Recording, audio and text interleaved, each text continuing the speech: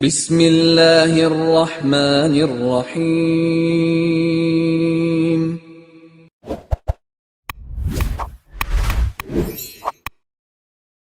السلام علیکم ورحمۃ اللہ وبرکاتہ۔ الحمد لولیہ والصلاة لنبیہ محمد وآلہ وصحبہ اجمعین، اما بعد۔ حاضرین و ناظرین، یہ درس حدیث نمبر 317 ہے۔ روایت سماعت کے لیے ترجمے کے بعد تشریح کی جائے گی۔ بسم اللہ الرحمن الرحیم۔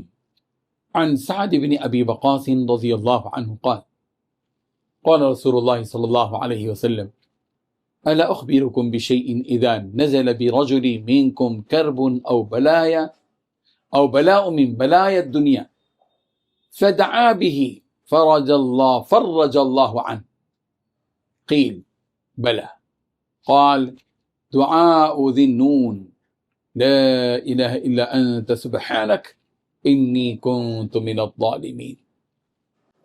ترجمہ یوں ہے، حضرت سعد بن ابی وقاص رضی اللہ عنہ سے روایت ہے کہ رسول رحمت صلی اللہ علیہ وسلم نے فرمایا، کیا میں تمہیں ایسی چیز نہ بتاؤں کہ جب تم میں سے کسی پر کوئی غم، مصیبت یا دنیا کی کوئی بلا نازل ہو اور وہ اس کے ذریعے دعا کرے تو اللہ اس سے وہ مصیبت دور فرما دیتا ہے۔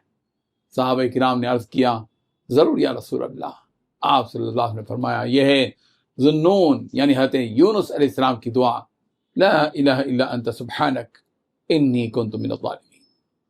پروردگار، آپ کے سوا کوئی معبود نہیں، آپ پاک ہیں، میں ہی ظالموں میں سے تھا۔ بزرگان محترم، یہ دعا لا الہ الا انت سبحانک انی کنت من الظالمین، یہ دعائے یونس ہیں، اور اسے کرب و غم، مصیبت اور تنگی کے موقع پر پڑھنا سنت ہے اور مجرب عمل ہے۔ رسول اللہ صلی اللہ علیہ وسلم نے اس دعا کو غم اور مصیبت میں کشادگی کا راز بتایا۔ اس دعا کے الفاظ دراصل توحید، تنزیہ اور اعتراف تقصیر کے حسین امتزاج پر مشتمل۔ لا الہ الا انت، یعنی اے اللہ، تیرے سوا کوئی معبود نہیں، میں صرف تیری مدد کا طالب ہوں۔ سبحانک، پروردگار، آپ تو ہر قسم کے نقص سے، عیب سے، جھول سے، کمزوری سے پاک ہے۔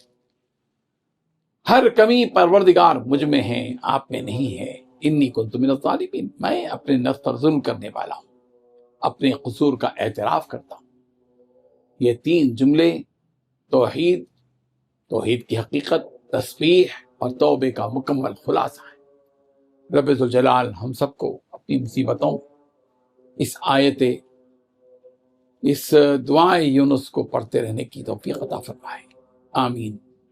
وآخر دعوانا ان الحمد للہ رب العالمین۔